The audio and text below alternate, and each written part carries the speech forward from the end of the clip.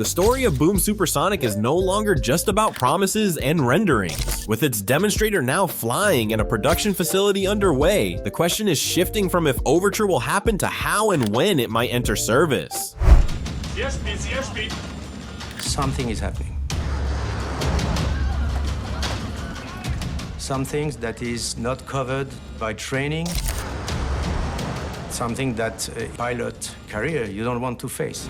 Today, the commercial jets you and I fly on cruise at about Mach 0.75 to 0.78, around 575 miles per hour. That's not just slower than Concorde, it's marginally slower than the Boeing 707 back in the 1960s, which cruised at Mach 0.8. Basically, while our phones have gone from bricks to supercomputers in our pockets, our airplanes have been coasting. Why? Airlines and manufacturers started prioritizing fuel efficiency and profit margins over speed, and the supersonic dream, the one Concorde embodied, went up in flames in Paris in 2000. Literally, a Concorde crashed on takeoff after hitting debris on the runway. 113 lives were lost. The program never recovered. Just 3 years later, the last Concorde touched down for good, and humanity did something extraordinary. For the first time in aviation history, we made ourselves slower. And still a very big question mark. These were Concorde's first claims to fame. But on this day, a lot of those question marks would be answered. For Concorde 001, this was the chance to prove she was the super bird everyone had hoped and worked for. But here's where it gets interesting. What if I told you the dream never actually died? It just went underground, waiting for technology to catch up with our ambitions. Because right now, in a quiet corner of the aerospace world, a company called Boom Supersonic is trying to do what no one has dared in 2 decades, bring supersonic passenger travel back. And this time, they're promising to do it without shattering eardrums, torching the environment, or bankrupting airlines in the process. So what's really going on with Boom's Supersonic Jet? Well, let's rewind a little, because to understand Boom's gamble, you have to understand why Concorde failed in the first place. This is a model of the £1.25 million fuel rig up here for testing the complicated fuel systems. What happens with Concorde when it accelerates from subsonic speeds to Mach 2, 1400 miles an hour? Back in the 1960s, Concorde's designers faced an impossible trilemma. They wanted the plane to be fast, quiet, and efficient, but physics laughed in their faces. They could only choose two, so they picked speed and a relative kind of efficiency. The trade-off? Noise. Enormous sonic booms that rattled windows and startled entire towns. Governments were not amused. In the US, supersonic passenger flight over land was banned in 1973, confining Concorde to mostly transoceanic routes.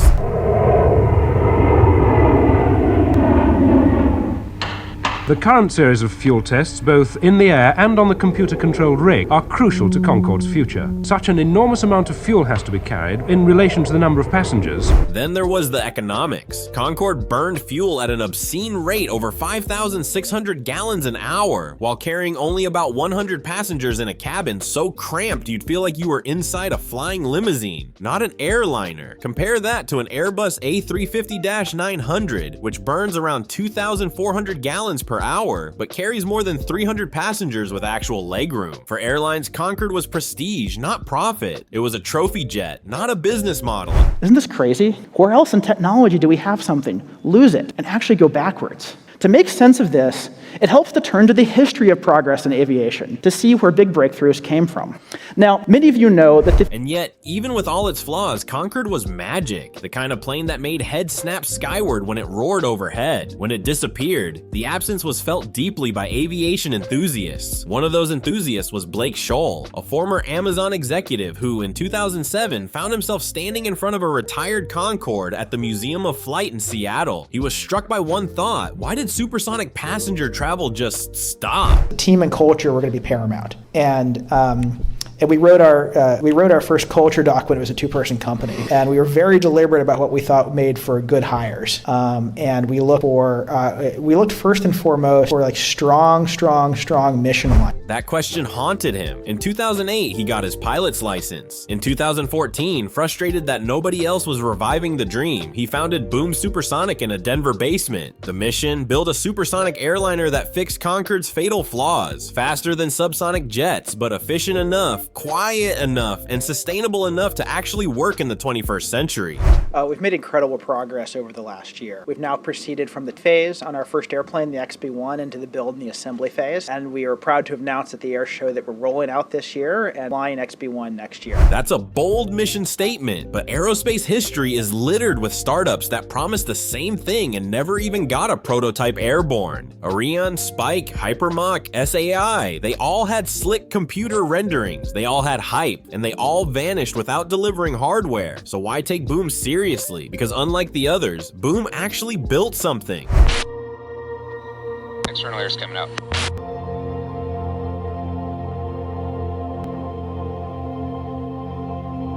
In October 2020, they rolled out the XB-1, nicknamed Baby Boom. It was a 1/3 scale demonstrator, about 62 feet long, powered by 3 GEJ-85 engines, the same kind used in military jets. This wasn't a paper airplane or a glossy CGI model. This was real metal, real carbon composites, real engines.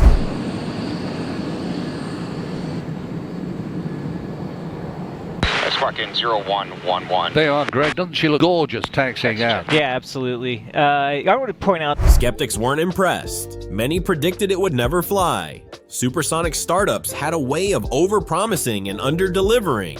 But on January 28th, 2025, in the Mojave Desert, the XB-1 took off and broke the sound barrier, hitting Mach 1.12. 2 weeks later, on February 10th, it went even faster, Mach 1.18, roughly 760 miles per hour. has a tremendous amount of experience flying both fast jets and doing flight test programs. For Boom, those flights were proof of 3 crucial things. First, their computer models of aerodynamics actually matched real-world performance. Second, their carbon composite airframe could handle the brutal stresses of supersonic flight. And third, perhaps most revolutionary, they demonstrated Boomless cruise, a technique where shock waves are bent upward using atmospheric refraction so they never reach the ground.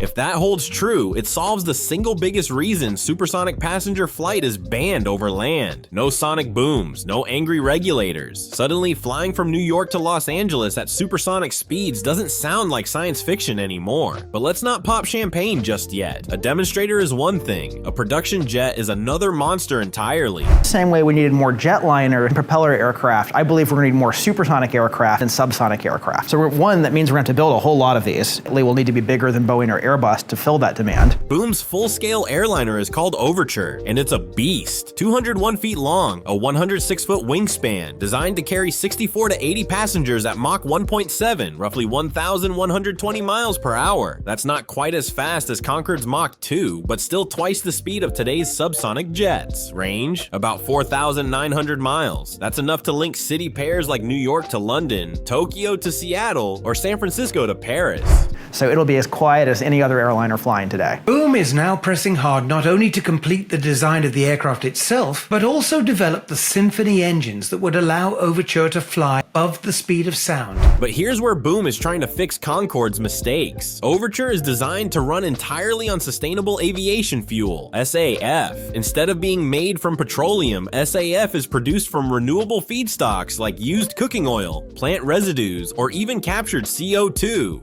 The result? Up to 80% lower carbon emissions over its life cycle. It happened just a few weeks ago where we got Rolls-Royce to speak publicly that they're working on an engine design for Overture, which is huge because without an engine, airplanes don't really fly. Yeah. It becomes a very expensive glider. Flintstone aircraft. It sounds like green magic, but here's the catch. SAF alone doesn't solve the efficiency problem. Concorde's biggest flaw was its engines, which used afterburners. Imagine driving a car with the gas pedal slammed down at all times, guzzling fuel like there's no tomorrow. That was Concorde. Boom knew Overture needed something very different.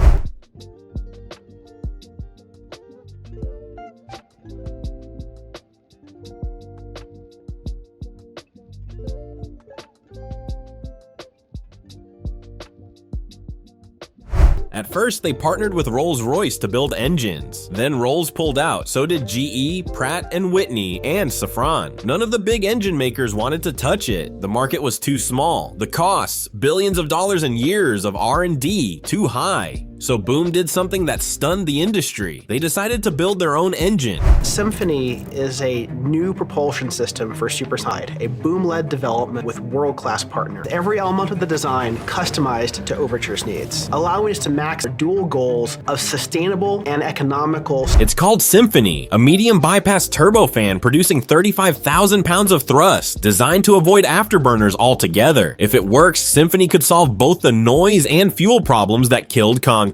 Boom partnered with Florida Turbine Technologies, Standard Aero, and GE Additive to make it real. Assembly line for Boom Supersonic Overture airliner. It will be twice the speed of today's passenger airplanes, and Fox 8's Elijah Skipper was there for today's ribbon cutting. But here's the gamble. No commercial airliner in history has launched with a clean sheet engine from a company outside the big engine makers. Even Boeing and Airbus don't build their own engines. For Boom, a $2 billion startup, to try both a new aircraft and a new engine at the same time, it's either genius or suicide. If Symphony fails, Overture fails. Period. Assuming the engine succeeds, Boom still has to manufacture the planes. That's why in 2022, they announced the Overture Super Factory in Greensboro, North Carolina. Spread across 65 acres, it's meant to produce 33 jets a year, with room to double if demand exists. Construction began in 2023, with operations targeted for late 2025. And surprisingly, airlines are showing interest. American Airlines has ordered 20 Overtures, with options for 40 more. United has ordered 15, with options for 35. Japan Airlines is in for 20. That's up to 130 possible jets. Concorde only flew with 14. But here's the catch. These aren't firm, non-refundable orders. They're deposits.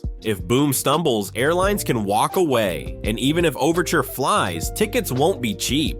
A transatlantic seat could cost $5,000 to $7,000. That market is limited to wealthy travelers and executives whose time justifies the price tag, unless another customer steps in. That customer could be the US military. In 2021, Boom partnered with Northrop Grumman to explore defense versions of Overture. The US Air Force already gave them a $60 million contract. Supersonic transport could mean faster troop deployments, medical evacuations, or rapid VIP transport. For Boom, it's more than money. It's validation from the world's toughest aviation customer. Military work could keep the company afloat while it pursues the dream of commercial service. A view outside the airplane, you can just look around and see what's out there. And it's fed by multiple redundant cameras and sensors. But there's still the question of regulation. No supersonic passenger jet has been certified in over half a century. The FAA and Europe's EASA don't even have standards yet for this type of aircraft. Every new aspect of Overture will face unprecedented scrutiny, from its aerodynamics to its engines. And then there's the overland ban. Even if Boomless cruise works, rewriting regulations could take years, even decades. NASA's X-59 program is testing quiet supersonic tech to support change, but nothing is guaranteed. Boom says Overture will roll out in 2025, fly in 2026, and enter service in 2029. But experts call that wildly optimistic. Boeing's 787 Dreamliner, a conventional plane, took 8 years from launch to service with far greater resources. A realistic guess, first flight in 2028 or 2029, service closer to 2032 or 2035.